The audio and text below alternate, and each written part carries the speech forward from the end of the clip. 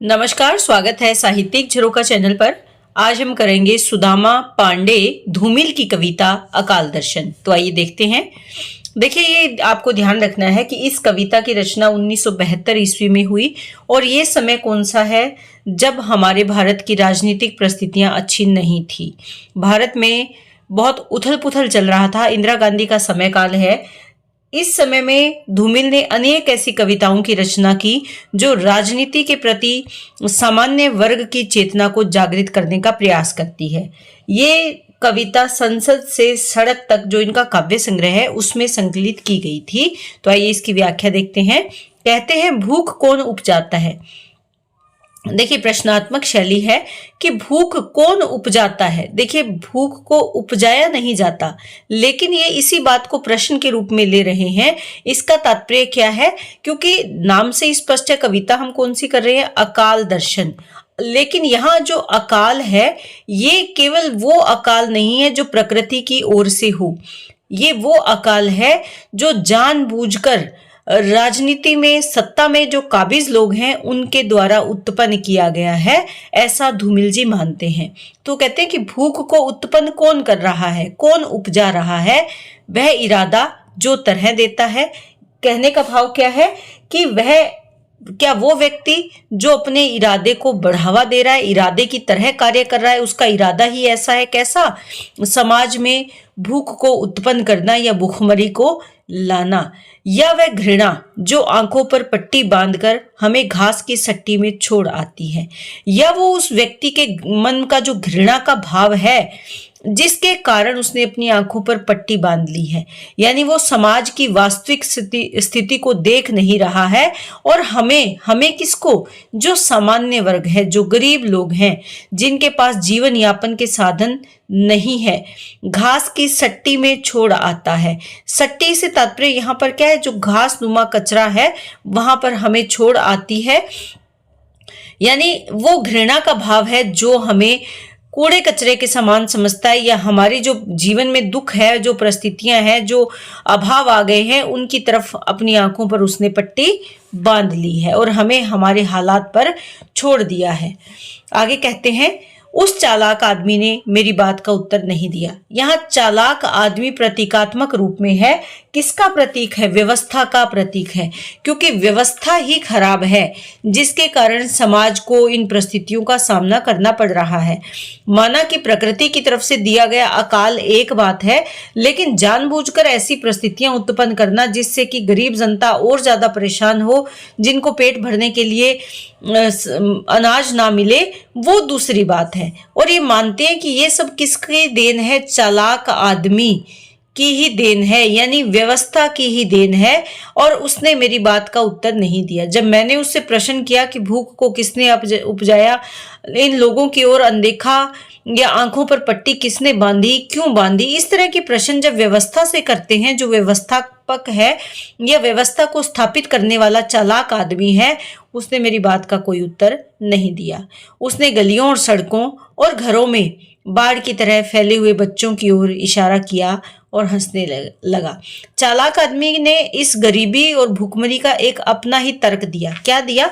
कि उसने गलियों और सड़कों और घरों में बाढ़ की तरह फैले हुए। देखिए, बाढ़ क्या है? जब बाढ़ आती है, पानी चारों तरफ फैल जाता है, सब कुछ तहस नहस हो जाता है। तो यहाँ पर किस समस्या की ओर इंगित किया गया है? जनसंख्या वृद्धि की ओर इशारा किया गया है कि जब चारों ओर फैले हुए बच्चे बाढ़ की तरह है, यानी जनसंख्या हमारे समाज में बढ़ रही है, और उसी की ओर इशारा करती हुई हमारी जो व्यवस्था है, ऐसे लगता है वो हम पर हंसते हुए प्रतीत होती है। मैंने उसका हाथ पकड़ते हुए कहा। किसका? चालाक आदमी का हाथ कौन पकड़ रहा है? कवि पकड़ रहा है। बच्चे तो बेकारी के दिनों की बरकत है। बरकत होता है जब हमारे पास किसी चीज की सहूलियत हो या हमारे उन्नति हो। तो ये कहते हैं कि बच्चे बेकारी, यानी बेकारी से तात्पर्य यहाँ पर क्या है?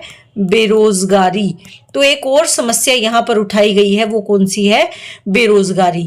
तो कवि कहते हैं कि बच्चे बाढ़ की तरह जो फैले हुए हैं, ये तो बेकारी यानी बेरोजगारी के कारण है। क्यों? क्योंकि जब इंसान के पास करने को कोई कार्य नहीं है तो उसे लगता है कि 1 से 2 हाथ हो, 2 से 4 हो, 4 से 6 हो तो हम ज्यादा मेहनत करके कुछ कमा पाएंगे। और इसी बात को ध्यान में रखते हुए जनसंख्या वृद्धि लगातार जारी रही। इससे वे भी सहमत हैं, जो हमारी हालात पर तरस खाकर खाने के लिए रसद देते हैं, कि वे भी इस बात से सहमत है कि इन लोगों के पास करने को और कोई कार्य नहीं है, इसीलिए जनसंख्या बढ़ा रही है। और हमारी हालात पर तरस वही लोग हैं जो हमें खाने के लिए रसद देते हैं, रसद यानी खाद्य सामग्री देते हैं। उनका कहना है कि बच्चे हमें बसंत बुनने में मदद देते हैं। बसंत बुनने का तात्पर्य क्या है? अच्छे दिनों का आगमन होना, विकास होना, प्रगति होना, तरक्की होना। और वो ये मानते हैं कि जो ये बच्चे हैं वे हमें यानी हमारी व्यवस्था को सुदृढ़ करने में सहायता देते हैं, जो हमारी जनसंख्या है। लेकिन यही वे भूलते हैं कि यहीं पर गलती करते हैं। दरअसल पेड़ों पर बच्चे नहीं, हमारे अपराध फूलते हैं।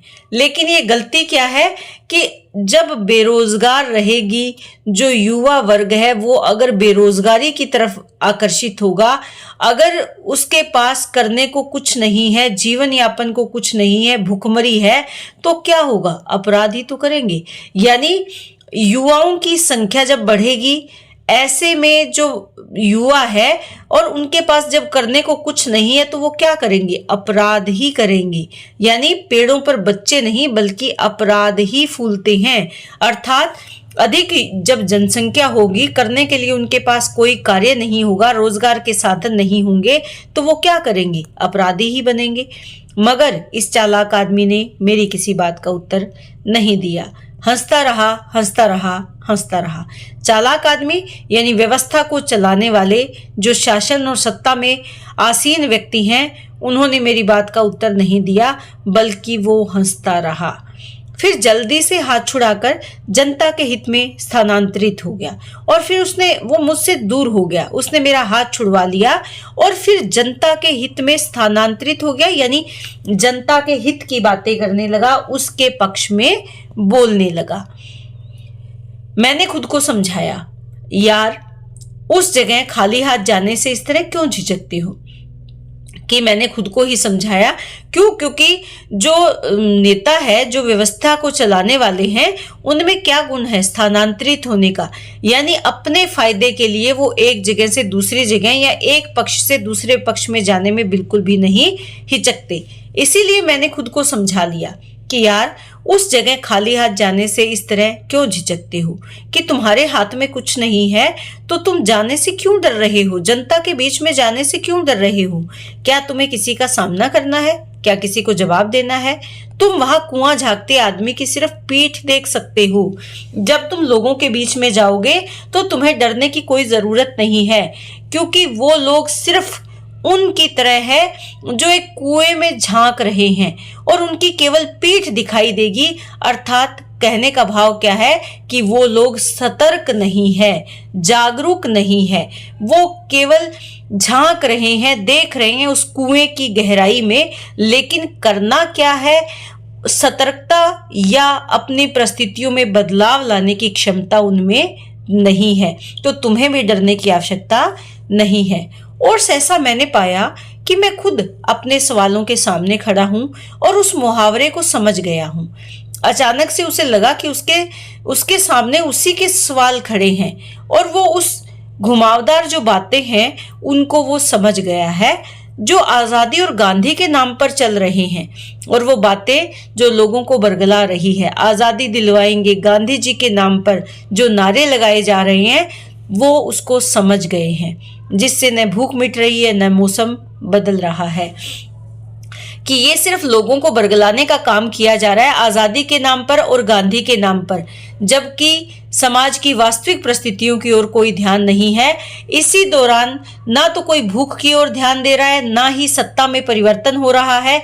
और मौसम बदलने का तात्पर्य यहाँ क्या है? सामाजिक परिवर्तन या परिस्थितियों में बदलाव आना। तो वो कहते हैं कि जो समस्याएं हैं वो जस की तस है, उनमें कोई बदलाव नहीं है। लोगों को बरगलाने के लिए जो घुमावदार भाषा का प्रयोग किया जा रहा है उसको मैं अब समझ गया हूँ। वो भाषा गांधी और आजादी के नाम पर चल रही है, लेकिन उससे उस वर्ग का कोई फायदा नहीं है जो भूख से जूझ रहा है, जो परिस्थितियों से जूझ रहा है। लोग बिलबिला रहे हैं पेड़ों को नंगा करते हुए। पेड़ों को नंगा कब करते हैं? जब उनके ऊपर की छाल या छिलका उतार लिया जाता है, केवल तना बचा रह जाता है। पत्ते और छाल खा रहे हैं, क्यों? क्योंकि अकाल है, खाने को अनाज नहीं है।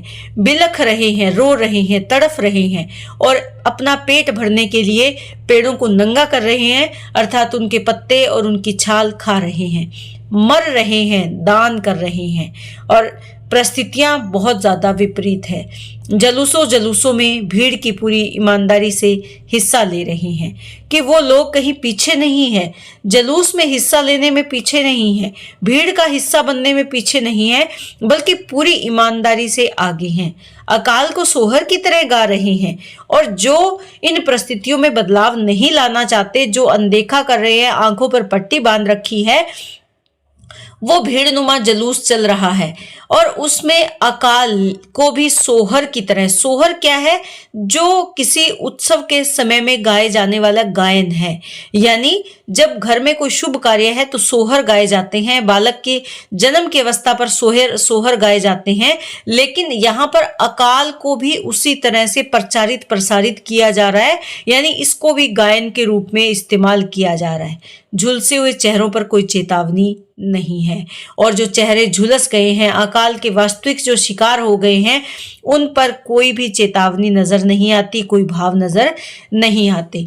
मैंने जब भी उनसे कहा कि देश, शासन और राशन, उन्होंने मुझे टोक दिया कि मैंने जब देश के बारे में बात की, सत्ता के बारे में बात की, समाज में भुखमरी की बात करी, तो मुझे रोक दिया गया, मुझे टोक दिया गया।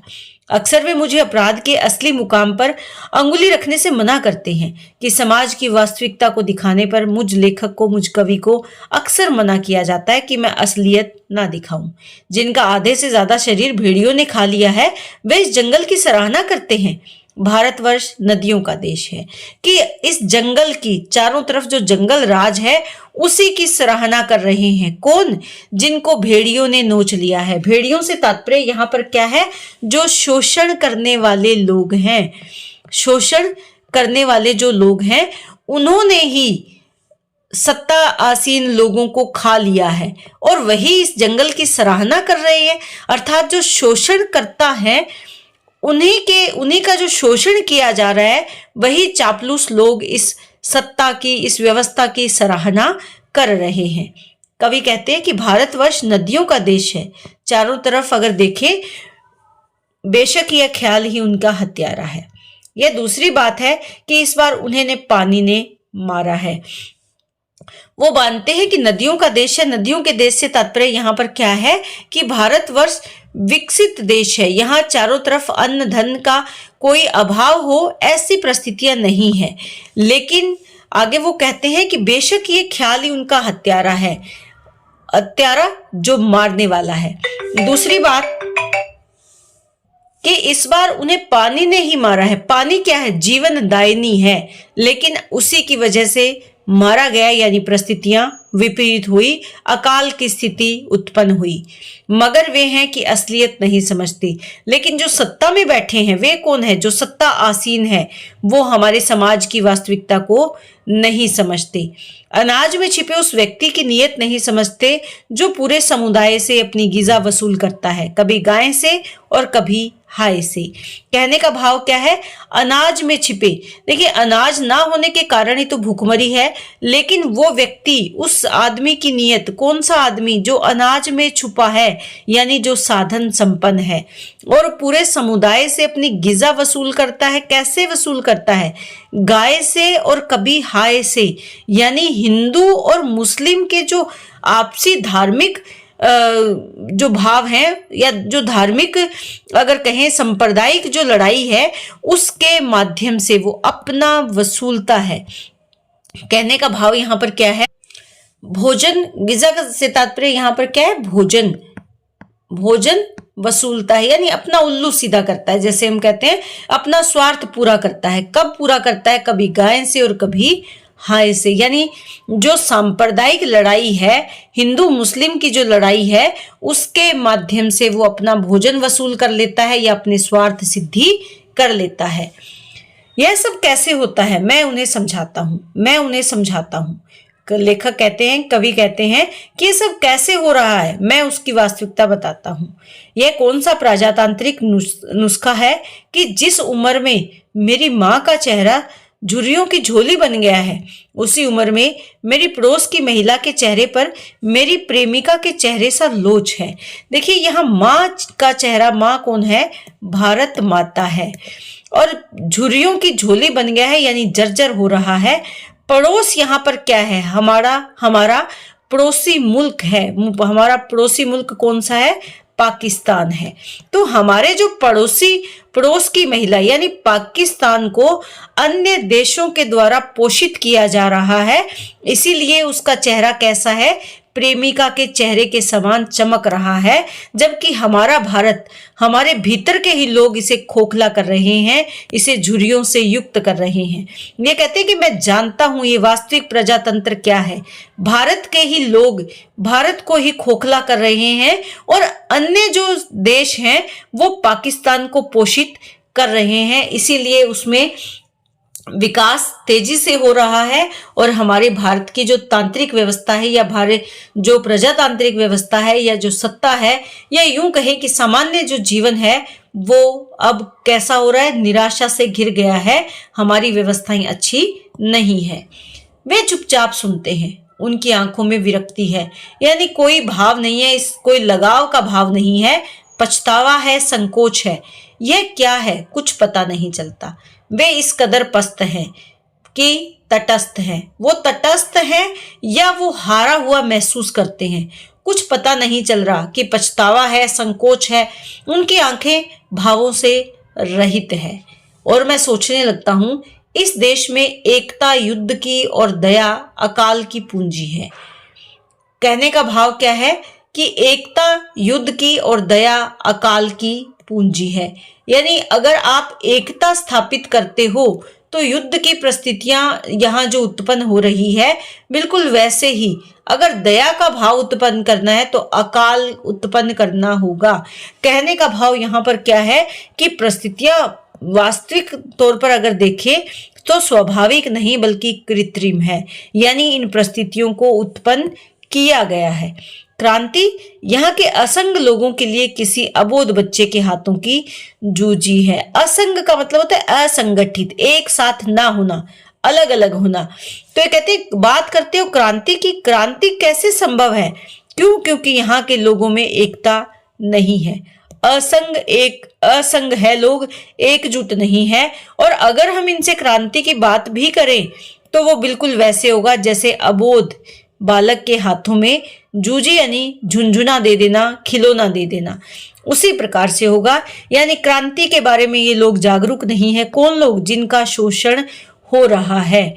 देखिए समाज दो भागों में बटा है। एक वो वर्ग है जो पूंजीपति वर्ग है और एक वो वर्ग है जो निम्न वर्ग है, या जो एक वो वर्ग है जो शोषण कर रहा है और एक वो वर्ग है जिसका शोषण हो रहा है, यानी शोषित वर्ग। तो इस तरह इन दोनों वर्गों के बीच में जो खाई आ गई है, जो परिस्थितियां उत्पन्न हो गई है, लेखक का ये मानना है, कवि का ये मानना है कि ये परिस्थितियां अचानक से नहीं है, इन परिस्थितियों को निर्मित किया गया है। और अगर हम सामान्य लोगों में या साधारण लोगों में क्रांति की बात करते भी हैं तो वो उचित नहीं है, क्योंकि साधारण लोग संगठित नहीं है, वो अबोध बच्चे के समान है जिसको कोई ज्ञान नहीं है। अगर हम क्रांति की बात करें तो क्रांति को क्या कहा है? अबोध बालक के हाथ का खिलौना, झुंझुना मात्र कहा है। किसने? कवि ने। तो यहाँ पर बहुत सुंदर प्रतीकों के माध्यम से तत्कालीन परिस्थितियों का चित्रण किया है, जो कि धूमिल की एक प्रसिद्ध शैली रही है। तत्कालीन जो परिस्थितियां हैं, चाहे वो राजनीतिक है, सामाजिक है, हमारी आर्थिक परिस्थितियां हैं, उनको केंद्र में रखकर इन्होंने इस प्रकार की अनेक कविताएं लिखी है। उसी में एक ये कविता अपना विशेष महत्व रखती है। तो उम्मीद करती हूँ कि ये कविता आपको बहुत अच्छे से समझ में आई होगी। बहुत बहुत धन्यवाद।